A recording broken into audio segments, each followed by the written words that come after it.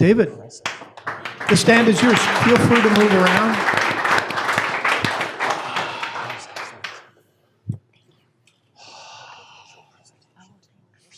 My journey.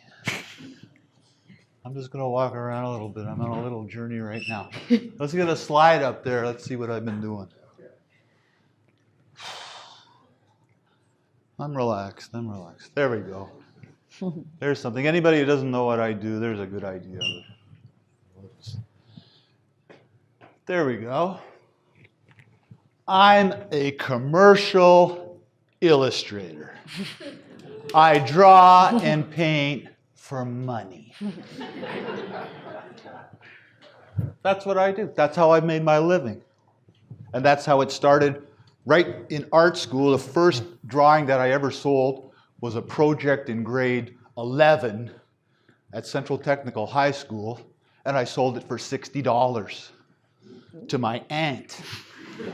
And $60 was a lot of money in 1972.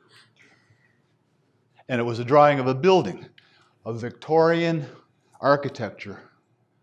So I thought, well, I should probably do another Victorian architectural drawing, and maybe I could sell that one too.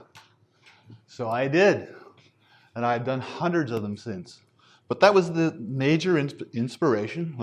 I was at a technical school learning a trade. I passed people in the hall, Central Tech, plumbers, electricians, nurses, auto mechanics, whatever. I was there to learn how to paint and draw so that I could make a living at it one day.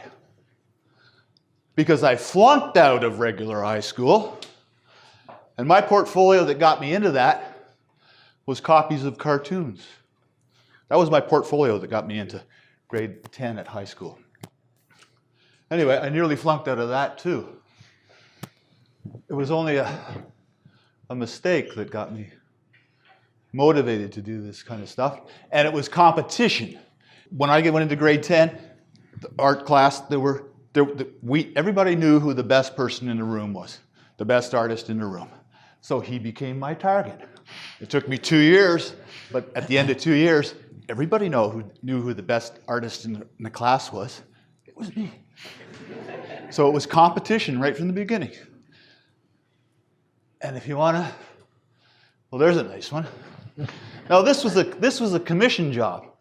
I did this initially, probably 10 years ago, for an insurance company who was having a convention in Toronto, and they needed a skyline print. So they contacted me because somebody thought I might have a skyline, and I said, I don't have one, but when do you need it? I'll get it done. So I did that. And since then, this skyline, I mean, this is just made up. This is just out of my head.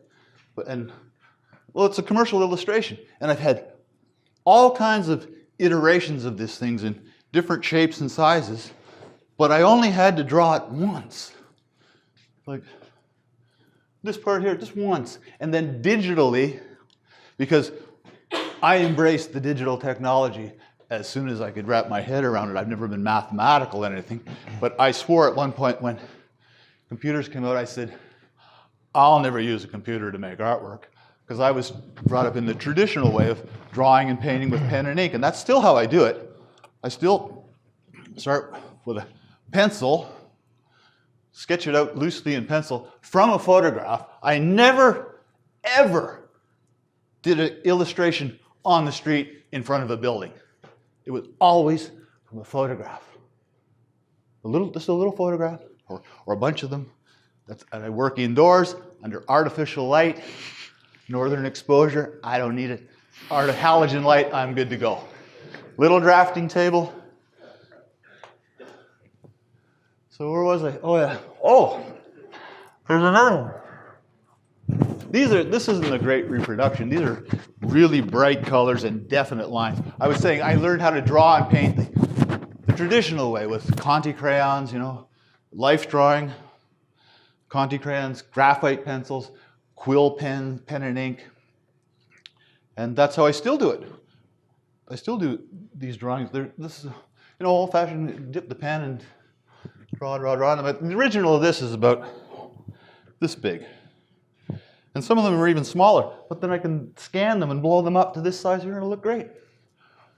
And this was sort of done, again, a commercial illustration for the fire station. It's got the fireman's memorial here. And like, this is illustration, so that you can't go down there and get in this position and see this. I move things around and change the scale and whatnot. It's illustration. It's not photography. I use photography just for the details and whatnot, and then I change the colors around and make it, I mean, it's got a nice balance to it, eh? It's just, I mean, I don't see this one very often. I've done hundreds of these things, hundreds. And I've got them, I still have them all. I have all my original artwork in garbage bags in my studio, safe in garbage bags, because it's valuable stuff. But I never had to, I mean, I've done commission jobs where I'll do a portrait of your house, where I would draw it, color it in, and nobody wants a copy of that, so take it away, I don't want it. But like that skyline one, when I did it for that company, I knew there'd be a market for this skyline for other people, so scan it, keep it, right? So I've got hundreds of files. I'll get back to that one. Hundreds of files and all the original artwork. And now I'm looking for an art dealer who will help me sell the originals. This one this was back in the day. This was done by cut and paste. Like, you do it in the computer now, cut and paste, drag and drop or whatever, but I remember, I've seen the original of this one recently, and I put Victoria Street in there because that was the address. That's the official address, is Victoria, but it's Shooter, so I just drew Shooter on another little piece of paper, cut it out, and glued it in there. So the original artwork has that thing just glued on there. But, do you like it? Mm-hmm. I sold a lot, hundreds of these. And what I would do is I'd write whatever you wanted, any date, and Gordon Lightfoot on your print. Or your name, or your uncle's name, or somebody to make it special for you, right? You saw Gordon Lightfoot there, your first date, I'll put that date on there and you give it to your girlfriend for her birthday or something. That was a big breakthrough for selling these things. This was a hand-colored print. So I did the drawing once. And it's about this big. Pen and ink, lots of little details, dot, dot, dot, dot. It looks like it takes a long time, but it doesn't really. When you're good at it and fast, that's another thing. You keep doing something long enough, you get good and fast at it, and that's important. But I did this drawing for a guy who wanted to put it on t-shirts. This was the first one other than the Victorian houses. I mean, pretty gingerbread houses, okay, fine. But a guy came to me and said, if you do one at Massey Hall, I'll put it on t-shirts and we'll make some money. And I said, well, I'll do the drawing, but once I got it done, I said, I ain't selling it to you. I'm gonna make prints out of it. So, and I did. And so initially I started reproducing my stuff. I mean, another point is you can't make a living doing one original and selling that, or even making another original, hope you'll sell that. They take too long to do. You gotta make copies. You gotta make Andy Warhol. I mean, hello. You make copies, right? Sell them cheap. When I first sold these things, they were about this big, $30, black and white. The original artwork took me about 40 hours, right? So if I got $10 an hour even, I got to charge, you can't sell it. So this is a hand-colored print. So I printed them up, photo offset printing. The black part was printed, and I'd have to get a stack of them because they would only do that many at a time. And then I hand-colored each one of them individually, and this was an edition of 900. And they all sold, but I'd color each one by hand.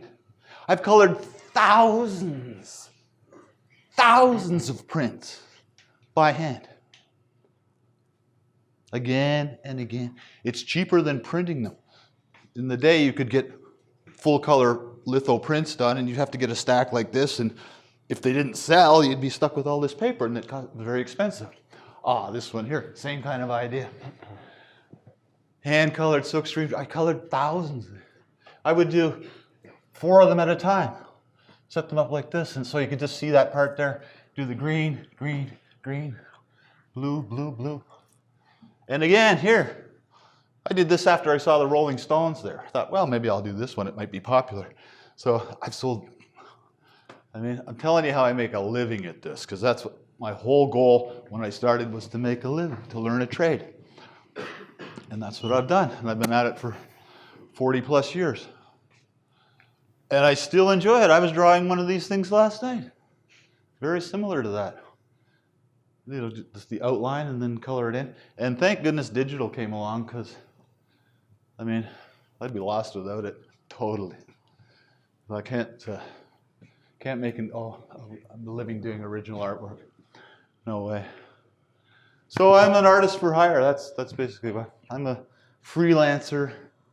And the way I made a living is getting out there and doing shows. That's how I met people. I was doing the City Hall Outdoor Art Show, you know, in Nathan Phillips Square for years. Did it for 28 years. Every July out there, you know, making a couple of bucks here and there. And I got into framing, and I hired a part-time framer.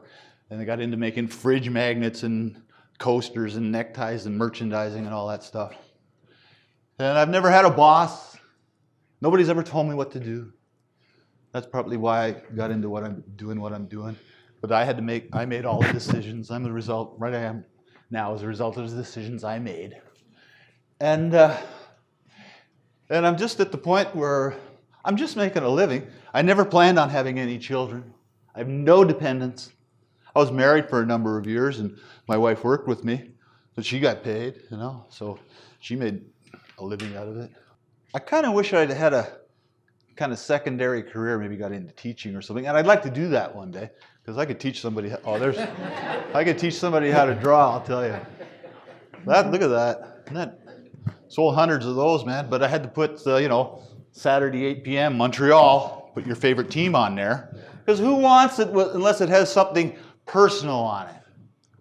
If you can personalize it, and your friend can say, yeah, I had the artist put, hey, look at the Habs are on there. I went to that game. And they can put the tickets under the mat here or something, right? Make a memento out of it. But yeah. So again, this was a commission job for what I've sold, you know. The color's crappy on the walls here. It's just terrible. I mean, I'm a color guy. I'm a detail line guy, and I'm a color. I mean, these are terrible reproductions. Terrible. I mean, I supplied the JPEGs, but it's just the light in here, I guess. Anyway, what else can I tell you? So I was doing shows. I got into the one-of-a-kind craft show the first year it was ever around. Did it for 30 years. And I was always in my booth, 10 by 10 little booth, and I'd always have my drafting table there. And I'd be working.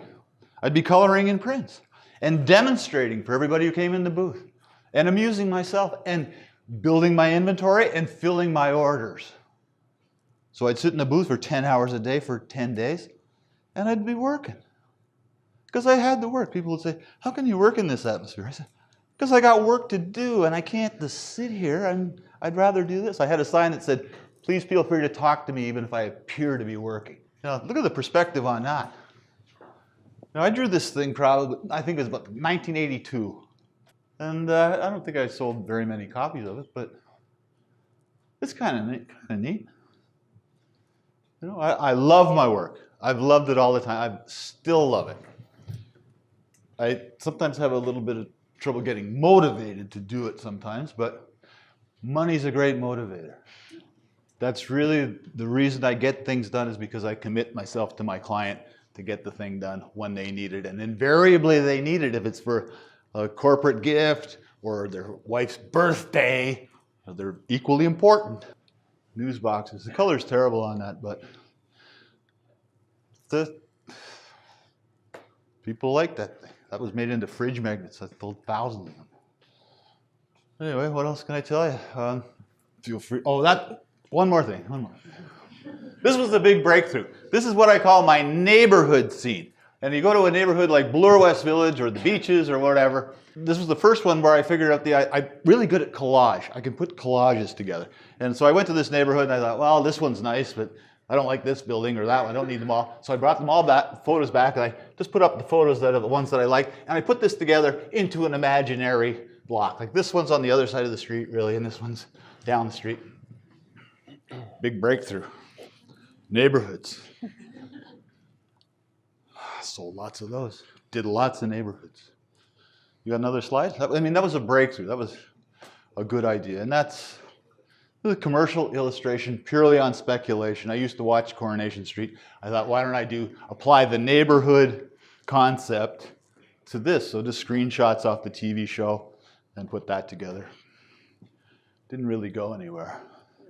But a lot of it's purely on speculation. Okay, one more thing. This one here, this is Downton Abbey. I mean, can you see the drawing? The original is about this big, kind of neat. Can you see it? You like it? Yeah. Well, this one I did at the One of a Kind show the last time I was there. I did it in the booth between talking to people, and I actually had my guitar down at that one too. I had a riot the last time I did the One of a Kind show. But I did that during the show, and then I colored it in, then I made a video out of it, and I haven't sold a copy of it. None. No. But I enjoyed doing it. And yeah, this is a good one to go out on. that's a good one to go out on. I'll go out with Ed. Again, it's a commercial illustration. I hope somebody's going to want to buy a copy of it in any size, because I've got printer. My printer can do 2 feet wide by 50 feet. I got a printer, and I'm on a Mac, and I know how to use it. So, again, you can get this one with a night sky or a day sky, whatever you like. Anyway, that's it. We'll go out on that. Thank you very much, David. That was excellent.